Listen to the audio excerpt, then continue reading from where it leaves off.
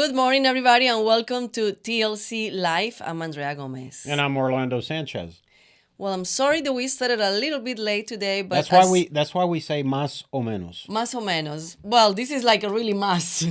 Yeah. But no, as you know, as everybody knows, we're having a big storm here in Houston, and so it's a technical issues with the power off and things like that. So that happens when you're live. But the most important thing is that we are here. We're here. All right, let's get right into the show. As you know, Title 42, which is an emergency provision that the former President Trump, and even President Biden has used to return immigrants that potentially could cause a harm during an emergency, meaning COVID, will be expiring tomorrow. So there's a lot of international interest on this. And just to give you a brief example, I've been on Sky News, I've been on CNN India. Yesterday I was in the Middle East on 24 News. So Mark's going to roll a little bit of the interview, let you look at it, and then we're going to bring in the foremost world-renowned immigration lawyer here from Houston, Charles Foster, in just a moment. But go ahead, Mark, and roll it. There's nothing wrong with immigrants from all of these countries. The United States needs as many immigrants as it could possibly settle in one particular year. Remember, we settled in the beginning of the 20th century, over 1 million refugees or a million immigrants a year. The country was 1/3 the size in terms of population. Today, we can clearly take 2 to 3 million a year. Yeah. It just requires the proper planning and the proper will to do so. If we were to take 2 to 3 million legal immigrants a year, this problem would go away. Well, reality on the ground will inevitably change very soon. But when we're talking policy, gentlemen, is anything going to change until 2024, or is it, just buying time until then, Trimble Gomes? What goes back into place after Title 42 is lifted is Title 8, which is like I said earlier, yeah. it's the business as usual, which some are unhappy with, and it still needs to be fixed. That is where when someone comes to the border and they want to come in, they get to plead their case to a border officer. They either say they want asylum status, and then they get treated that way. It's going to be a large influx, and whether the U.S. can handle that, that's the problem ahead. That's where the solutions need to come. How do we deal with the problem right in front of us? But the big problem is the case isn't adjudicated on the spot or within a couple of days. They get a court case for 6 months, a year later, and that's absurd. They need to have a court case 3 days later, 5 days later. There needs to be a place to put them until their court case, and then they need to have a court case. Mark, that's not going to happen. As you know, this country depends on illegal immigration for cheap labor. And until we get serious about controlling the border, we could issue 2.5 million visas tomorrow if the United States wanted to, but they would become legal. The wages would go up. So this country relies on cheap labor. We've turned the importation of cheap labor to the drug cartels and the criminal elements in Latin America and Mexico, and that's what we see happen. Then the solution is to crack down on companies that hire these people and don't pay them their full wages, and do that. Millions of dollars in fines. Mark, exactly right. Let me just tell you, I'm a property taxpayer in 3 counties in Texas.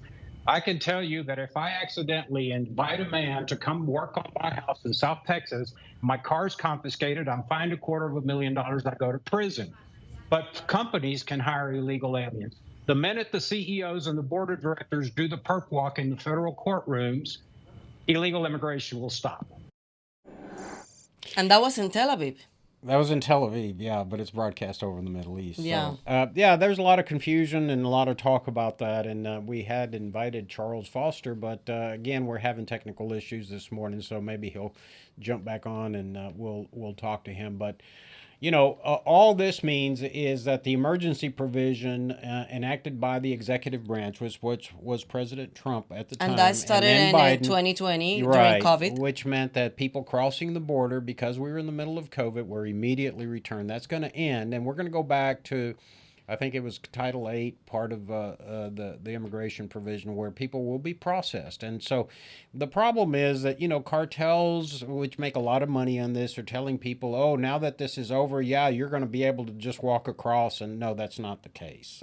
So yeah, I've been watching the news yesterday all day long, and they were saying like now what is going to happen, and a lot of immigrants are waiting in the border, like waiting for Title 42 to end.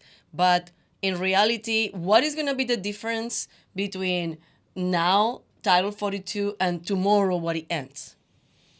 Well, the difference is that if they have in other words, as I understand, the Biden administration has said if you do not apply through the app or through an embassy en route to the United States, you will be immediately turned away.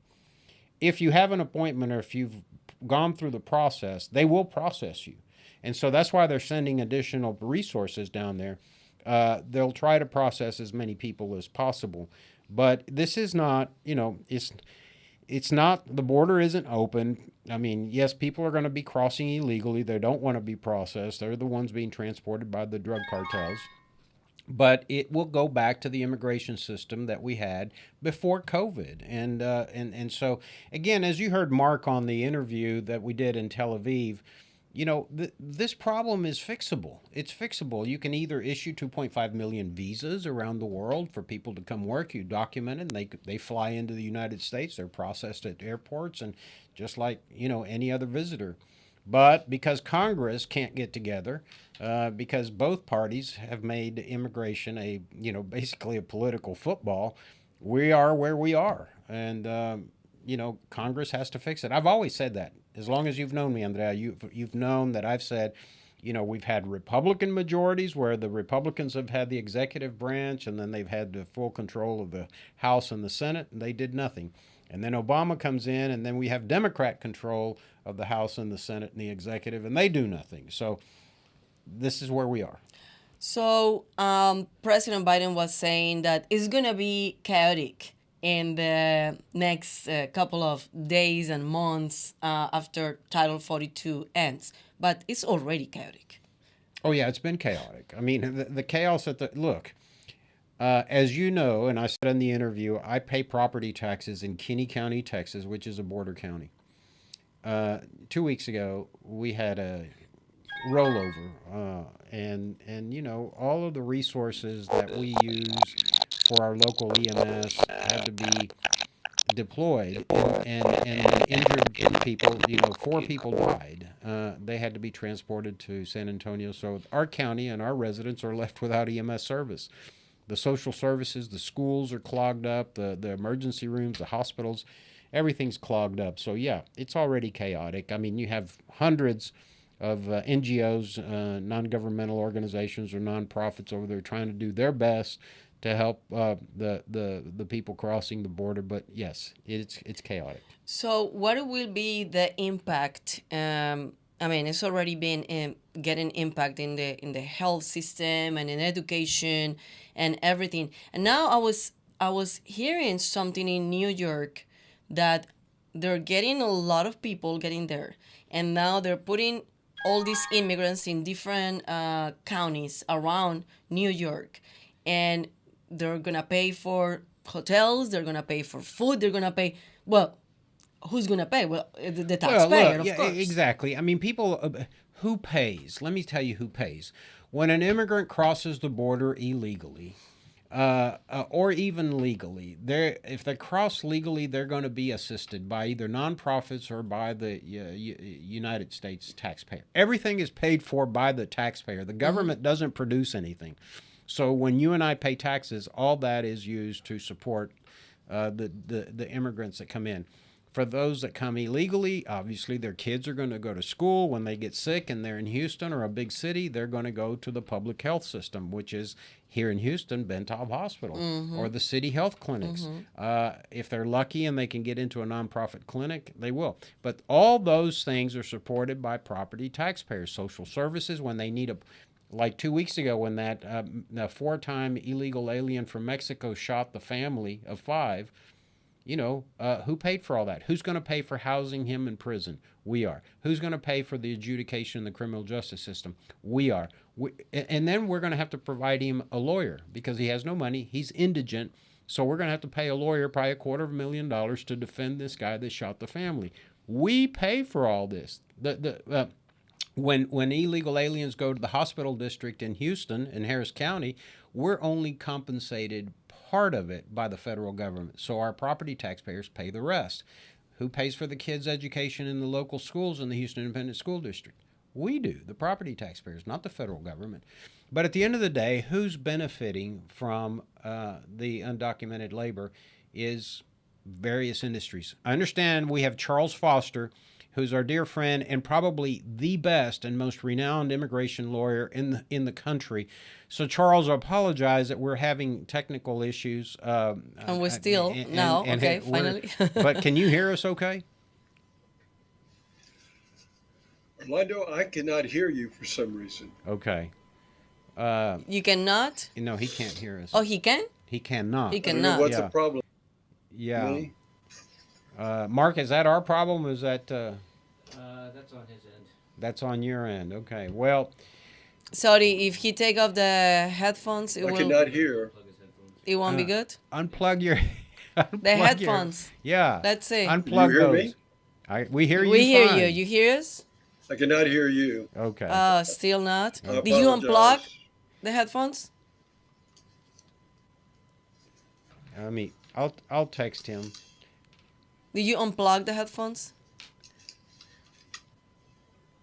Well, you know what is we depend on technology and internet, so I know. I tell you today. it's like it's crazy how do we become dependable of this, and the day that we don't have internet, I mean, we're lost. Yeah. We're lost. Yeah, no, that's okay. He'll come back on. Charles is figuring it out. I texted him and told him to unplug his headphones, see if that works. So Is that better? Yeah, yes, we hear you. You hear us? Can you hear me now? Yeah, we hear you. Can you hear us? I still cannot hear you. I don't know Okay. what I did or where the problem is. Okay. Oh yeah. Okay, you wanna text him the question? No, No. that's just too Call me much. on the phone. Well, we can't put you back in, Charles. You wanna Calling him.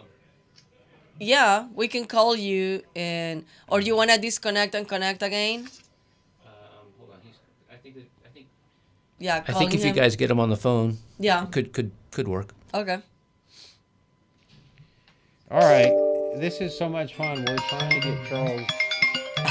I can hear the phone ringing. I can hear you now. Oh, okay, Charles. Look, here's the question. Tell us what Title 42 is, why it's expiring, and what happens after tomorrow when it expires.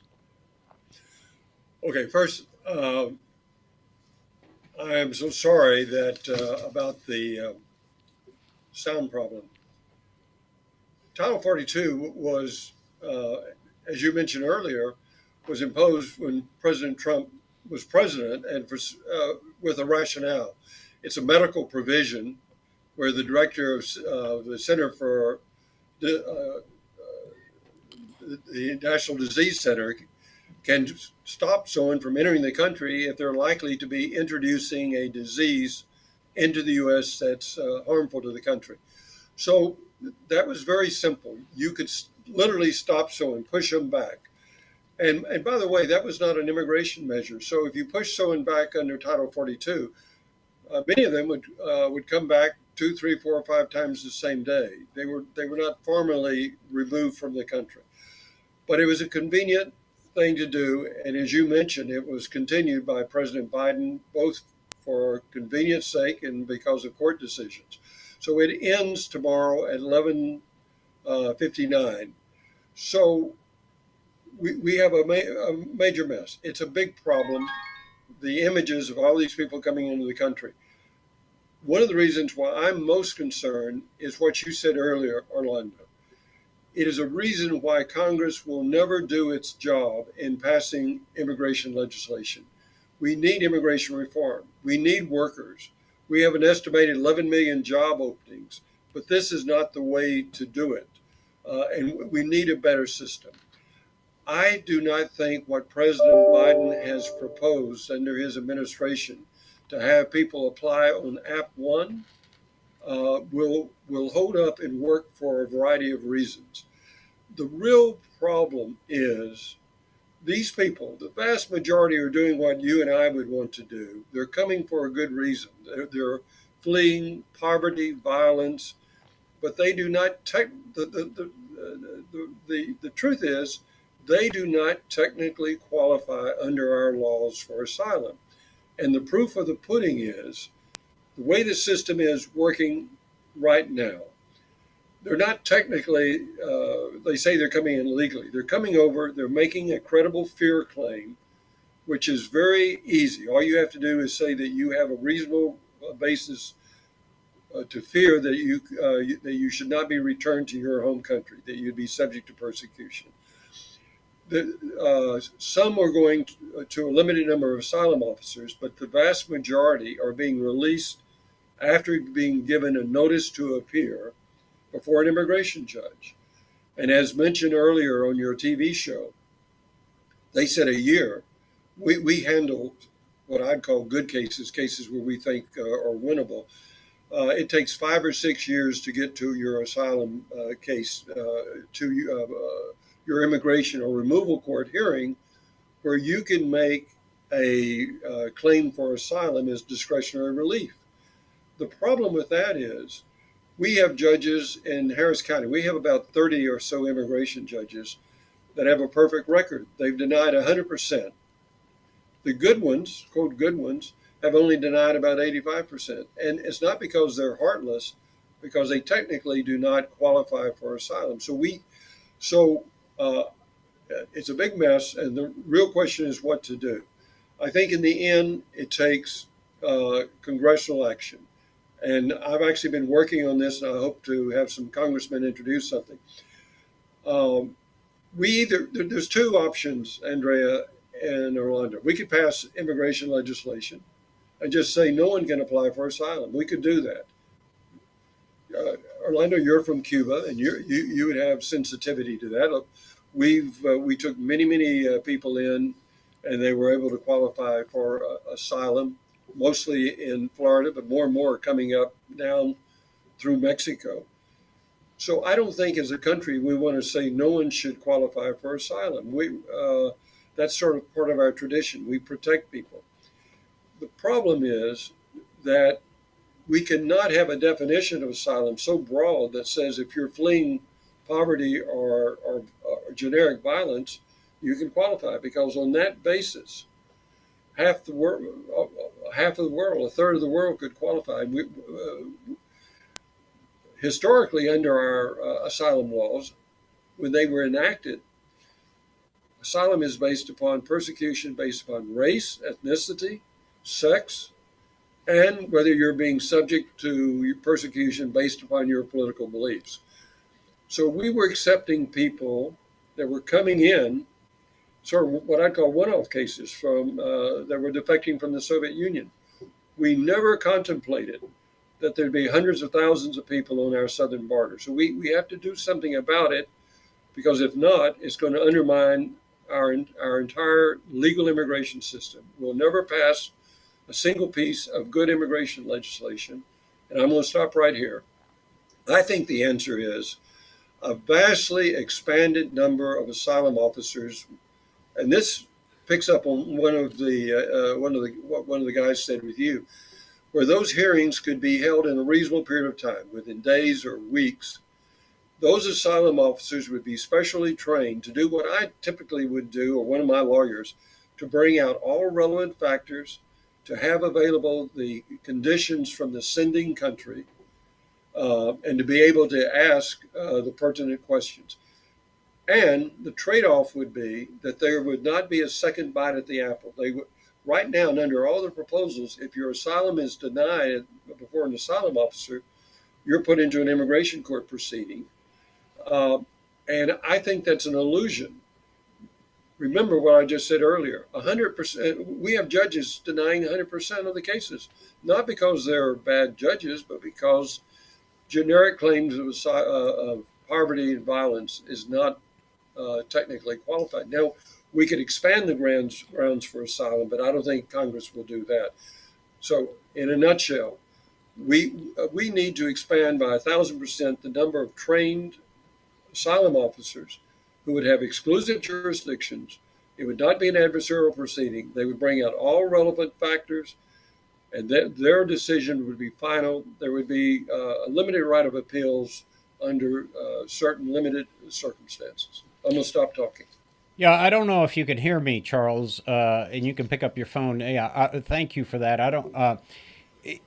I agree with you. I mean, I think that we ought to expedite and broaden, as Mark said on the interview, the number of visas that we grant for people to come to work. As he said, we can absorb these people. We need the people for work. I mean, we depend on this labor force. But I've often said, and Charles and I have known each other for years, this has become a political football. Congress could fix this problem tomorrow. But the Republicans are out there claiming, oh, the Biden administration has an open border. Well, I live down there. That's really not true. We have Border Patrol agents. We have CBP. Now the state of Texas has troopers out there. We have the National Guard out there. We have the U.S. military down there. So it's really not open. It's, the cartels and the misinformation that these poor people are receiving. It's a lot of misinformation, but this can all be fixed by Congress. Am I right or wrong, Charles? No, you're 100% right. It has to be fixed by Congress. There is no other explanation or solution. None of the shorthand solutions are going to work. Even what President Biden has proposed, there are a lot of logical fallacies, but more important, I can bet you dollars to donuts that it will be enjoined by a federal judge. There will be a federal judge that says you cannot, because under our asylum laws, it is quite simple. If you remember when Florida, when we said dry foot, wet foot, if you touch U.S. soil, you have the right to file for asylum. So the Biden's proposal saying, no, you got to do it in a third country or back or one app, I think will be set aside. So to fix this, it does take congressional legislation, and Republicans and Democrats have got to work together. I put together something I'm working on that I hope that between Henry Cuellar and Tony Gonzalez, a Democrat and Republican, that they can introduce that might have some legs in Congress. Yeah, we need some leadership. I'm just amazed that we need leadership, Charles, and I'm just amazed that our U.S. senators are kind of quiet on the issue. I know that Ted Cruz is up for re-election. He's the son of a Cuban immigrant whose father entered this country as a refugee seeking asylum, like I did, fleeing the communist revolution in Cuba. I just, the lack of interest in this and like I say, when they're all up for re-election, Charles, you know this, they all go down and take pictures on the gunboats on the Rio Grande River on how tough they are on immigration. That's not solving the problem. I mean, we are so divided that we cannot fix the basic problems of the United States. And the sad thing, Charles, is that I think you would agree with this. The cartels have stepped in. Yep. They're now the brokers of misinformation, the brokers of transporting humans, and on top of that, they're also bringing in fentanyl and other dangerous drugs. We see this. Our system is broken. We know this. In Cleveland, Texas, a 4-time deportee came back in a 5th time, took an AR-15 and wiped out an innocent family. I mean, it's just become crazy. They're the one that are getting benefits from this, and the government, instead of fixing what we were already having the issues with illegal immigrants right here in the country, they're now open borders, and now it's a chaos. And now I don't know if how it's going to be fixable this. In the meantime, that, with the political asylum, meanwhile, now we're dealing with the health system, because they need doctors and they need hospitals, and they need education, they need schools for the kids. So in the meantime, it's going to pass years and years and years. Nothing is going to get fixed. Everything is going to get worse, and we are the ones that paying for that, the taxpayers. Yeah, and I'd like to make a point, just pick up on what both of you said about the cartels. I often say that we have outsourced our temporary workers program to the cartels No question. because I don't think most Americans realize when we talk about there are 11 million job vacancies, and there are a lot of, let's face it, a lot of people just, my kids, grandkids, do not want to do that basic work that a lot of immigrants have done throughout our American history.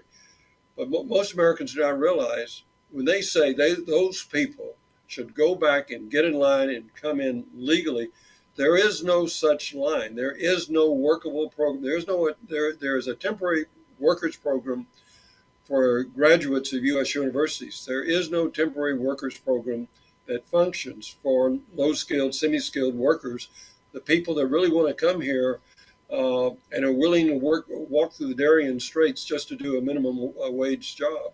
The only way they can do that is to get to the border and and and hope that they're going to be admitted.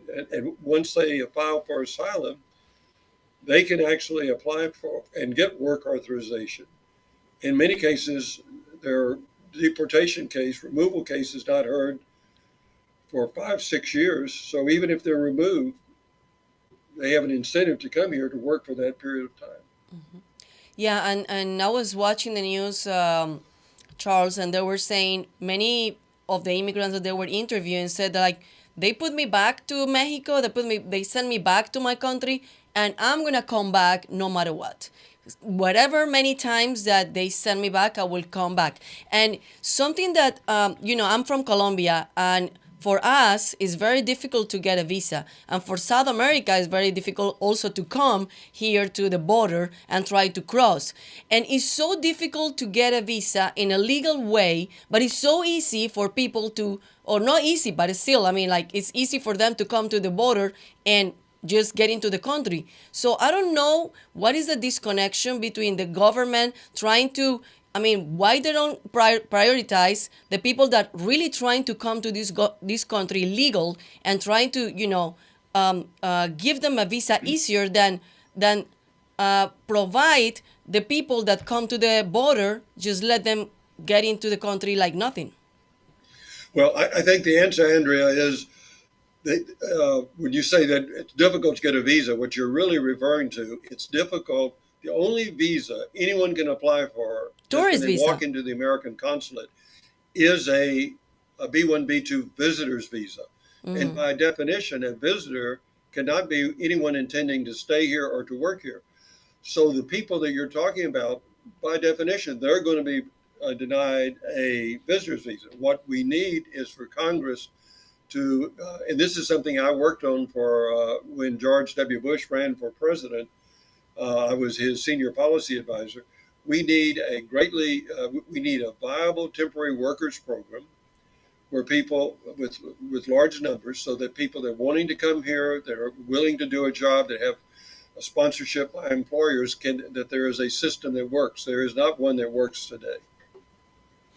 Well, Charles, I want to say thank you for taking time out. This is a very complex and convoluted issue, and it's really tragic, and it's almost, I'm going to say this as a taxpayer, almost an embarrassment that our government can't fix this problem. I agree. And it's just showing the American taxpayer that Congress, which makes the laws, controls the budget in this country, is becoming so inept, so incapable of fixing the basic problems that I think it's going to lead to other issues. And I just hope that, some leadership comes out of this. It's crazy. I mean, the idea that Republicans are anti-immigrant. I mean, Charles, I'm a Republican and a conservative one at that, but I'm pro-immigration. We need it, and I'm an immigrant, and Ted Cruz's father's an immigrant, and everybody in this country has a history of immigration. Immigration's a great thing for us. It just has to be done appropriately, and to me, that's a basic function of government. And the fact that Congress can't fix it, and the Republicans will blame Biden, and then when Trump's in office, Democrats will say that Trump's too harsh, and it's just a political football, and that's not going to solve anything. So, Charles, we're going to have you back on the program after Title 42 expires, after you've been able to assess what's going on. But we want to thank you for your friendship, your advice. And again, I tell people, if you need an immigration lawyer, get you a good, reputable immigration lawyer. Yeah. There's Charles' website. It's Foster Global. Charles is always in the office as he is today. He's a great American. He's a great patriot. He's advised Republicans and Democrats. And we're just grateful that Charles takes the time. We called him on a short notice. We gave I him, know. And he put up with our technical Yes. issues. So, Charles, thank you. We'll Thank see you soon. so much. Thank you, Orlando and Andrea. My pleasure. Anytime. Bye-bye. Thank you. Bye-bye. So we were talking about that this border crisis is going to affect, many sectors. One of those is education and the schools and the school districts. So last Saturday, May 6th, it was the elections for school board. And we have, previous to that elections, we have 3 ladies that they were running for Katy ISD Board of Trustees. And we have the 3 of them, they won. Yes, but what did they also do? What do you mean, what did they also do? Well, did they not attend the Leadership Latino class? Oh, well, yeah. They also attend the Leadership Latino class, the one that is organization that is under Texas Latino Conservatives, a program that we have under Texas Latino Conservatives. So they also were attending to the class, but they run for office, and the 3 of them, they won. And so we have today Mary Ellen Cuzela, that she ran for Katy ISD School Board position 5. So congratulations to Mary Ellen, and to take this Leadership Latino class and also take the leadership to run for office. And now we're celebrating your victory. Thank you so much. Oh, you don't hear us? She can't hear us either. Oh, my gosh. Oh, well. Oh, well. Call Mary Ellen. Do you have her number? I don't have her number. All right. So, anyways, this is part of the, the issues that we deal with the weather being bad and power surges. And depending on the internet. Yeah. So, we'll have Mary Ellen on We will next have week. Mary Ellen. And you know what? We can invite the other 2 ladies. Yeah. We'll have all 3 of them. Yeah. Morgan can. All right. Well, that's the program. The big issue today, of course, if you've been following the news, yesterday President Trump was found guilty in a civil trial, not of rape, no crime. It's a civil trial. It's a he said, she said, and the jury, because they get to decide based on a preponderance of the evidence, not what is in a criminal case. A criminal case is you have to have, if you have reasonable doubt, you can't convict. So that's why they call it beyond a reasonable doubt, which is a pretty high bar. But in civil cases, it's a preponderance of the evidence. It's basically what lawyer presents, the best evidence and whatnot. So anyway, the court in New York came down on behalf of the plaintiff, but there was no rape. It was an allegation of an assault, and that there is no affirmative finding of guilt of a violation of the Penal Code of New York. So there's no crime. But anyway, I'm assuming that the Trump lawyers will appeal, and this will go on and on and on, as most of these cases do. Then today, Congress held a big press conference, and they've been investigating for many, many months Hunter Biden and his relationships to his father.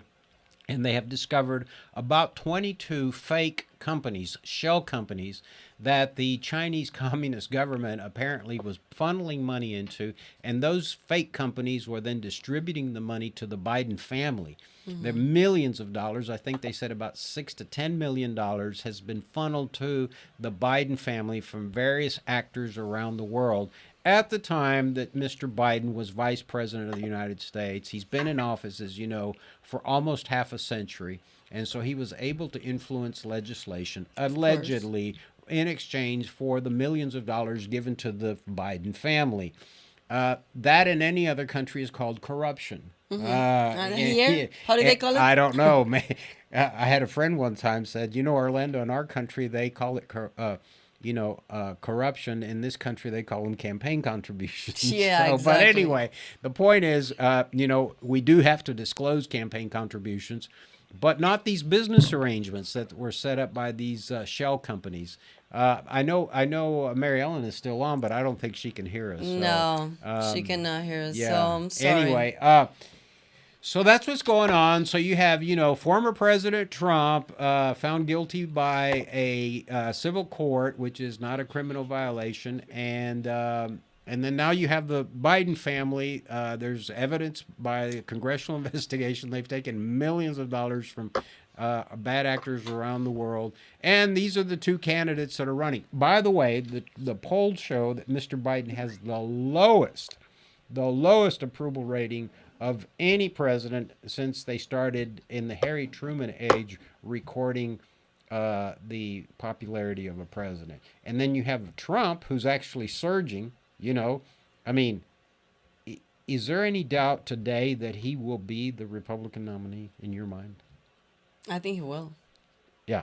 And so we're going to have, and then the polls show that not even the Democrats want Biden to run because they see him as he's not holding press conferences. He's didn't go to the coronation of the king, which is, the UK is our biggest ally. Yeah. I mean, he just couldn't go. He physically couldn't do and it. mentally, he cannot. His son now has been caught because of the laptop he left at a repair shop, taking money from people around the world. This has become a disaster.